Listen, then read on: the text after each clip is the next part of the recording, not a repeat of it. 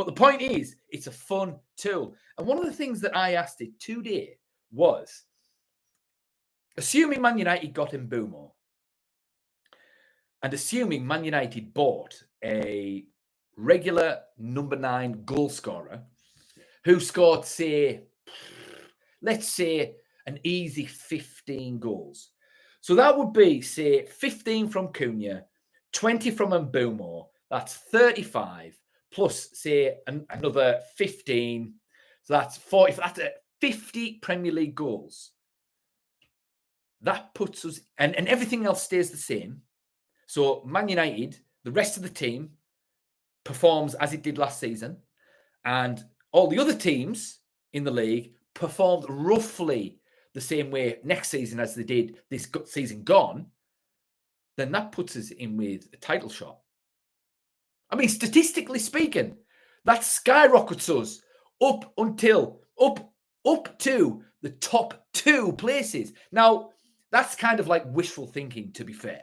I do appreciate that. And the Big D could be dreaming. He could be talking nonsense. Probably am. But still, it's fun to do. Try it. Use it. Use your AI machine and ask it to simulate next season with Man United, assuming they got Mbeumo, Kounia, and a goal scorer that scored 15 goals. And if they all replicated the form from last season, Man United skyrocketed up the table. And I don't know.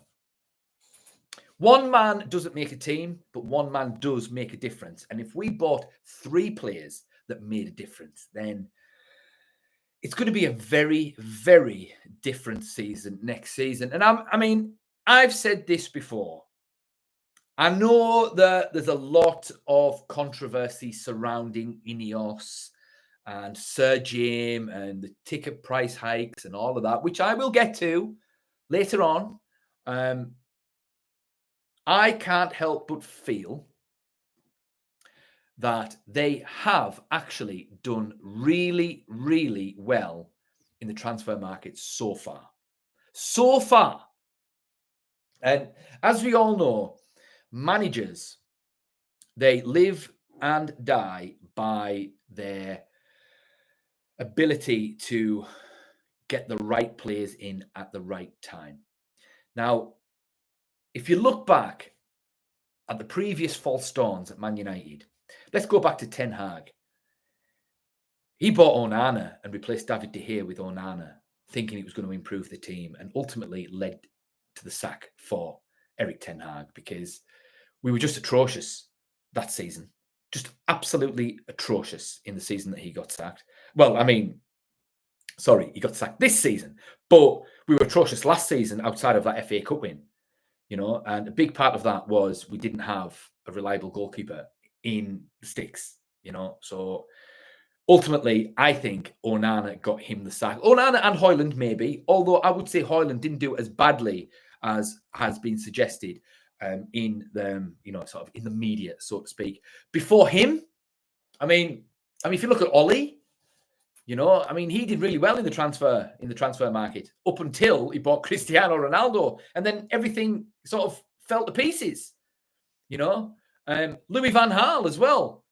He did really well in his first season, but then he had a massive clear out, and then we finished about sixth or seventh or something like that. So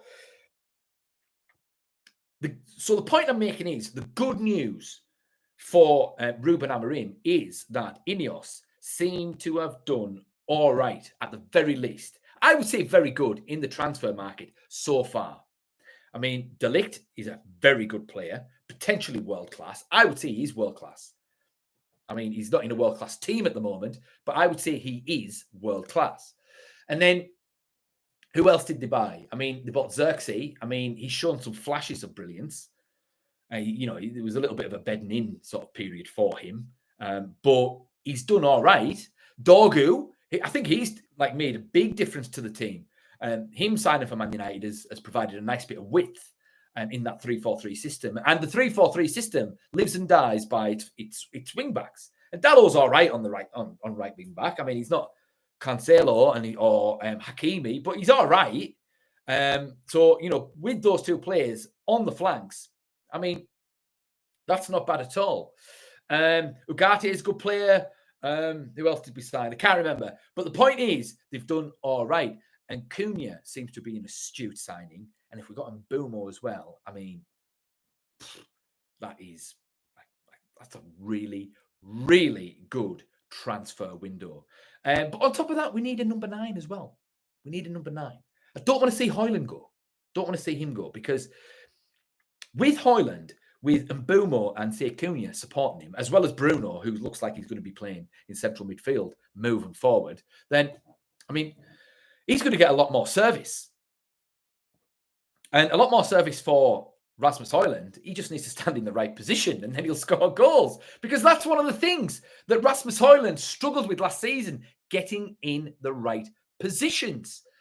But it also helps when everyone knows what they're doing in the specific tactic and whatnot. So, well, anyway, so Cunha and Mbeumo dramatically improve the team. If we get a striker that scores 15 goals on top of that, then we are laughing next season. But in terms of getting that number 9, if we were to get a number 9 to play alongside those players, I mean, the 3 names that have been mentioned, Ekitike, Gyökeres, and Osimhen. I mean, the first one, Ekitike, I don't think he's what we need right now. I'd never heard of him until he was linked to us, so I had to do a little bit of research, and he did really well in the Bundesliga last season. But he's only about 12 or something.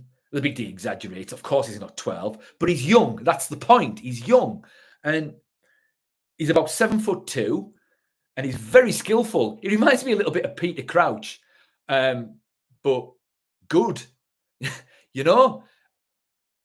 And he looks like a world beater in the German league, but he's another work in progress.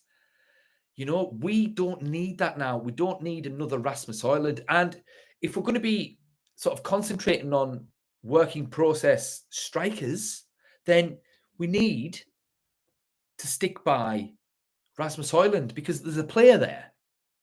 Rasmus Højlund is potentially a world-class player. He just needs help. He needs service, and he needs a more experienced striker to show him a thing or two, give him a little bit of positional sense, so a few tricks of the trade. And that's where someone like Osimhen comes in.